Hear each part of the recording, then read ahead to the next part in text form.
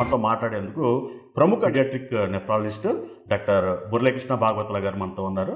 Doctor గారిని అడిగి మరిన్ని వివరాలు తెలుసుకుందాం. నమస్కారం డాక్టర్ గారు. నమస్తే సార్, చెప్పండి అసలు ఏమిటి పీడియాట్రిక్ నెఫ్రాలజిస్ట్? పిల్లల్లోనే ఎందుకు ఇలాంటి సమస్యలు వస్తూ ఉంటాయి? ఇది ఉబ్బు కామెరలు అంటామండి కామన్ లాంగ్వేజ్లో.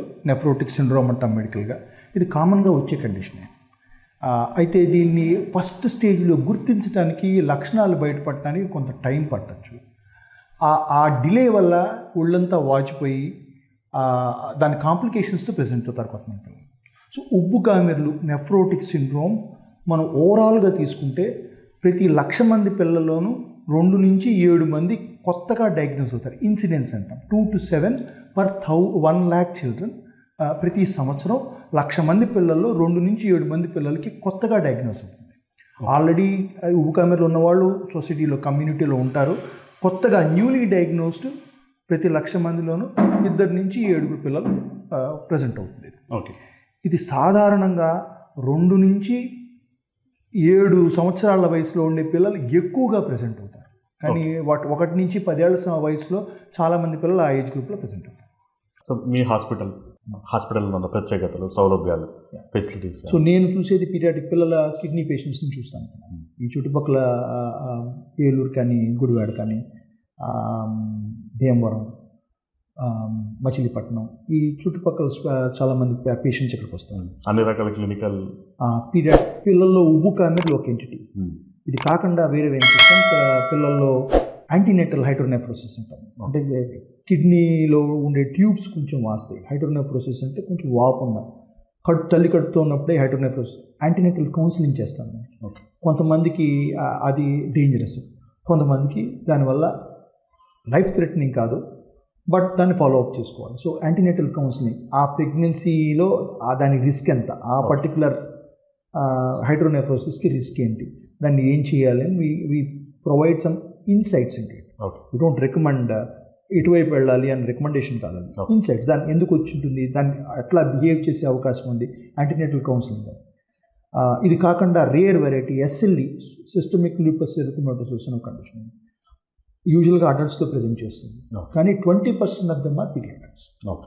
అందులో శరీరంలో ఎక్కడ ఏ పార్ట్ అయినా ఎఫెక్ట్ అవ్వచ్చు. బ్రెయిన్ ఎఫెక్ట్ అవ్వచ్చు, లంగ్స్, హార్ట్, స్కిన్ మీద ర్యాష్ వస్తుంది, జాయింట్స్ ఎఫెక్ట్ అవ్వచ్చు, ప్యాంక్రియాస్ ఎఫెక్ట్ అవ్వచ్చు, కిడ్నీస్ ఎఫెక్ట్ అవుతాయి. 5% పిల్లల్లో కిడ్నీస్ ఎఫెక్ట్ అవుతాయి. ఆ కండిషన్లో దాన్ని లూపస్ నెఫ్రైటిస్ అంటాం.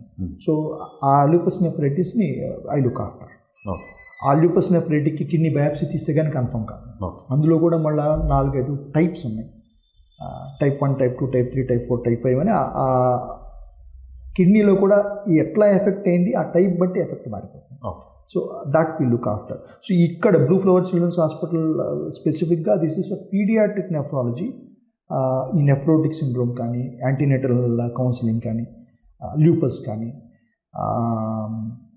కొంతమందికి HSP హినాక్సాన్ లిపర్పిరాన్ వస్తుంది. అందులో కూడా కొంతమంది పిల్లలకి కిడ్నీ ఎఫెక్ట్ అవుతుంది. కిడ్నీ ఎఫెక్ట్ అని కూడా నేను చూస్తాను. పీడియాట్రిషియన్కి అట్లాగే పీడియాట్రిక్ నెఫ్రాలజిస్ట్కి తేడా ఉంటుంది. సో అందరూ మీకులాగా నెఫ్రాలజిస్టులు కాదు, paediatric nephrologist. You are very rare kind of doctors. So పేషెంట్లకి ఒక రకంగా మీరు అదృష్టం. మీ దగ్గరికి వస్తే మామూలుగా నార్మల్ పీడియాట్రిషియన్ దగ్గరికి వెళ్తే వాళ్ళు చేయి దాటిపోయిన విషయాలు పేషెంట్ని మీ దగ్గరికి పంపిస్తారు. అదే డైరెక్ట్గా మీ దగ్గరికి వస్తే కాంప్లికేటెడ్ థింగ్స్ కూడా మీరు you can handle it. So కేర్లో ఏమి తేడా ఉండదు. నేను పీడియాట్రిక్ నెఫ్రాలజిస్ట్ అవ్వకముందు నేను పీడియాట్రిషియన్. ఓకే. అయితే ఎక్కడ ఇన్పుట్ ఎక్కడ మారుతుంది అంటే 2nd, 3rd, 4th అటాక్ వచ్చిన చోట hour approach is slightly different. అది తప్ప ప్రైమరీ ఫస్ట్ అటాక్ వచ్చినప్పుడు ఎవరు ట్రీట్ చేసినా మందు లేదు. ఓకే. క్లినికల్ ఎక్విప్మెంట్, సిక్ పేషెంటా కాదా, అడ్మిట్ చేయాలా లేదా, ఐసీయూలో పెట్టుకోవాలా, వార్డులో పెట్టాలా, వాళ్ళ clinical symptoms they are common things. అయితే మా రోల్ ఎక్కడ మారుతుందంటే బయాప్సీ తీయడానికి సెకండ్ లైన్ ఏజెంట్స్ పెట్టాలి. ఏ గ్రూప్ సెకండ్ లైన్ పెట్టాలి, ఇట్లాగే ఏ గ్రూప్లో అయితే జెనెటిక్ టెస్ట్లు చేయాలి అక్కడ మా ఇన్పుట్స్ మారుతారు. కేర్లో second thing is general pediatrician చూసే రొటీన్ వార్డ్లో among the coughs and colds nephrotic syndrome ఉంటారు. రొటీన్గా వచ్చే దగ్గులు, జలుబులు, వాంతులు, విరోచనాలు, వేరే ఇన్ఫెక్షన్స్ మధ్యలో నెఫ్రోటిక్ సిండ్రోమ్ ఉంటారు. మేము చూసే దాంట్లో నేను 10 మందిని చూస్తే పిల్లల్ని 5-6 నెఫ్రోటిక్ సిండ్రోమ్ ఉంటారు. Majority work load is nephrotic syndrome. Okay okay. ఈ పిల్లలు ఇది 16 ఇయర్స్ దాటిన తర్వాత నార్మల్ లైఫ్ ఇది వచ్చిన మినిమల్ చేంజ్ డిసీజు క్లియర్ అయిపోయి ఇప్పుడు యూనివర్సిటీకి ప్రిపేర్ అవుతున్న పిల్లలు ఉన్నారు. Very good. సో 2 years నుంచి మేజర్గా 2 years నుంచి 10 years లోపు ఎక్కువ అటాక్లు వస్తాయి. కిడ్నీలు కొంచెం సైజ్ పెరుగుతాయి వయసుతో పాటు, కిడ్నీలు మెచ్యూర్ అవుతాయి ఏజ్తో పాటు, కిడ్నీలు ముదిరితే అటాక్స్ తగ్గిపోతాయి. సాధారణంగా ఏం జరుగుతుంది, సంవత్సరానికి 2-3 అటాక్లు వచ్చే పిల్లలు 2 సంవత్సరాలకు ఒక అటాక్ వస్తుంది, స్లోగా 3-4 సంవత్సరాలకు ఒక అటాక్, ఆ తర్వాత they grow out of it.